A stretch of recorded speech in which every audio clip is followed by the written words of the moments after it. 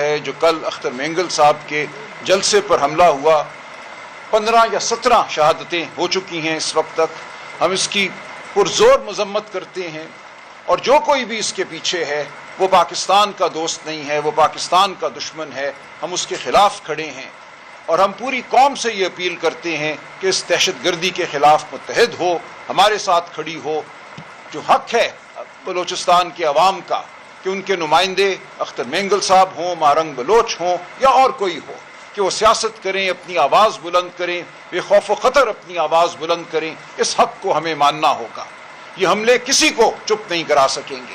پاکستان کی عوام، وہ کسی بھی خطے کی عوام ہو، وہ بلوچستان کی ہو، پنجاب کی ہو، سندھ، خیبر پختونخوا، کشمیر یا گلگت بلتستان کی، وہ اب خاموش ہونے والی نہیں ہے، وہ ڈرنے والی نہیں ہے. سیلاب کی صورت سے، آفت سے بلکہ دوچار ہے.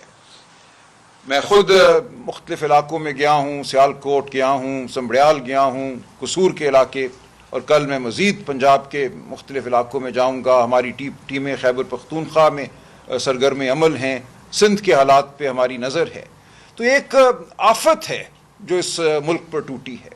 لیکن یاد رکھیے 2022 میں بھی ایک بڑا سیلاب آیا تھا، اور یہی حکومت PDM-1 اس وقت مسلط تھی ہم پر. یہ کشکول پکڑ کر، آپ کو یاد ہوگا، جنیوا گئے تھے. وہاں دعوے کیے گئے تھے $11 بلین آ رہے ہیں. کیا ہوا ان $11 بلین کا؟ کیا حفظ ما تقدم کے اقدامات اٹھائے گئے؟ کس بند کو مضبوط کیا گیا؟ ہم جہاں گئے ہم نے ایک ہی کہانی سنی لوگوں سے کہ بند کمزور تھے. لوگ چیختے رہے، پکارتے رہے. کئی دنوں سے نظر آ رہا تھا کہ ریلا آ رہا ہے، بند کو مضبوط کرنے کی ضرورت ہے. یہ نہیں کیا گیا. صرف ٹک ٹاک کی خاطر دورے کیے گئے، تصویریں کھنچوائی گئیں. کل جب میں قصور گیا، وہاں گنڈا سنگھ کے علاقے میں ایک جگہ، ایک پوسٹ پہ، تلوار پوسٹ پہ، ہر حکومتی نمائندہ جو ہے ادھر آ کے تصویریں کھنچا رہا ہے، جبکہ پورا علاقہ، سینکڑوں میل پہ محیط علاقہ، لاکھوں ایکڑ پر محیط علاقہ زیر آب ہے. ہم وہاں گئے، لوگ اپنے مویشی لے کر سڑکوں کے کنارے بیٹھے ہیں، بے یار و مددگار، کھلے آسمان کے نیچے. انسانوں کو تو پھر کوئی کھانا دے جاتا ہے ہمدردی سے، لیکن جو مویشیوں کی صورتحال ہے وہ انتہائی کربناک ہے. اور یہ پاکستان کی معیشت کی ریڑھ کی ہڈی ہے، ہماری زرعی معیشت کی ریڑھ کی ہڈی ہے. اس وقت مویشیوں کی دیکھ بھال کوئی بھی نہیں کر رہا. تو یہ ایک اتنی خوفناک صورتحال ہے جس سے ہم دوچار ہیں. اور یہ ایک بے حس حکومت، ایک فسطائیت زدہ حکومت کہیں اور دیکھ رہی ہے. کہیں دورے ہو رہے ہیں میڈز کے ساتھ، جاپان اور فار ایسٹ کے دورے ہو رہے ہیں. کہیں اور مری میں پلان بن رہے ہیں، کوئی لنڈن پلان ہے، کوئی مری پلان ہے، جن کی بات میرے دیگر دوست کریں گے. لیکن ہمیں اب یہ دیکھنا ہے کہ یہ ملک کس جانب بڑھ رہا ہے. دیکھیں، جو اس وقت معیشت کی صورتحال ہے وہ کھل کر سامنے آنا شروع ہو گئی ہے. پچھلے سال زرعی شعبے کو 2 کھرب روپے کا نقصان ہوا ہے، اور اس لیے ہوا ہے کہ گندم کی قیمت اور دیگر اجناس کی قیمت حکومت نے مقرر نہیں کی. پیسہ اور چیزوں پر خرچ کیا گیا. ہمیں کہا گیا کہ معیشت سنبھل گئی ہے، لیکن کسان کو کچل دیا گیا. آج یہ صورت ہے کہ ملک میں گندم کی کمی ہے، گندم کی قیمت بڑھنا شروع ہو گئی ہے، روٹی کی قیمت بڑھ رہی ہے، منجی کی فصل تباہ ہو گئی ہے. آپ دیکھیں گے اگلے چند ہفتوں میں، مہینوں میں ایک زبردست افراط زر زرعی اجناس کے حوالے سے ہمارے سامنے آئے گا.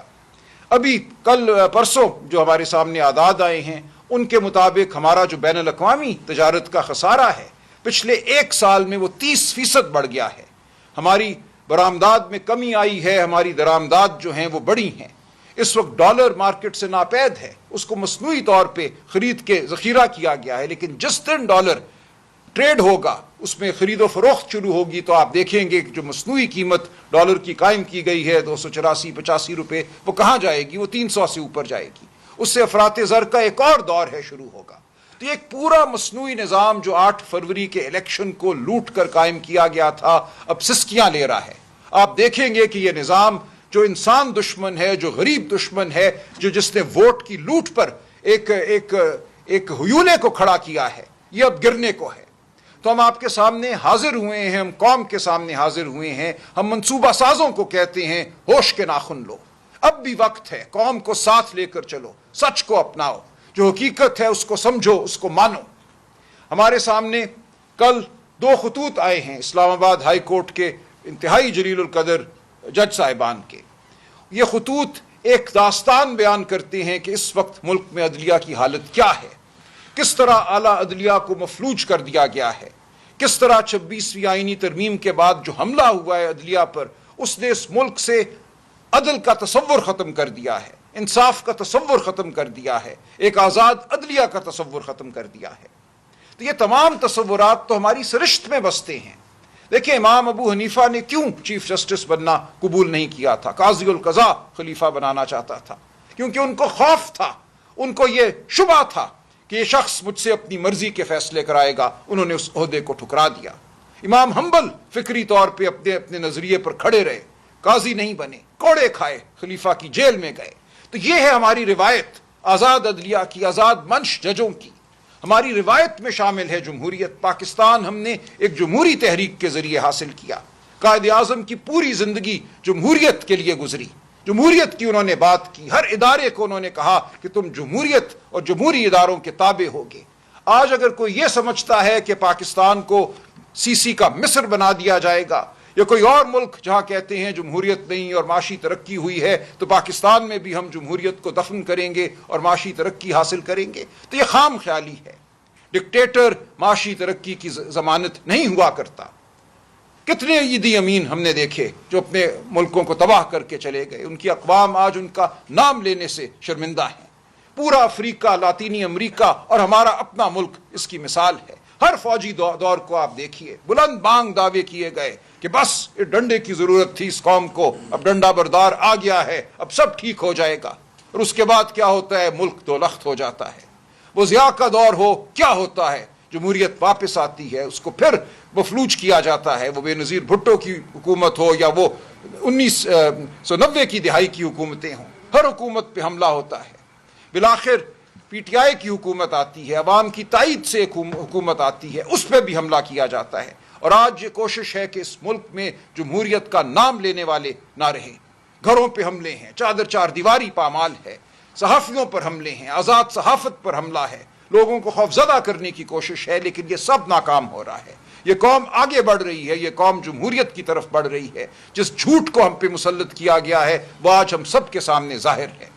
تو میں آپ کے ذریعے پھر ایک دفعہ قوم سے کہتا ہوں کہ ہم آپ کے ساتھ کھڑے ہیں۔ عمران خان جیل میں آپ کے لیے بیٹھا ہے، وہ آپ کے ساتھ کھڑا ہے، آپ کا درد لیے وہ جیل میں بیٹھا ہے۔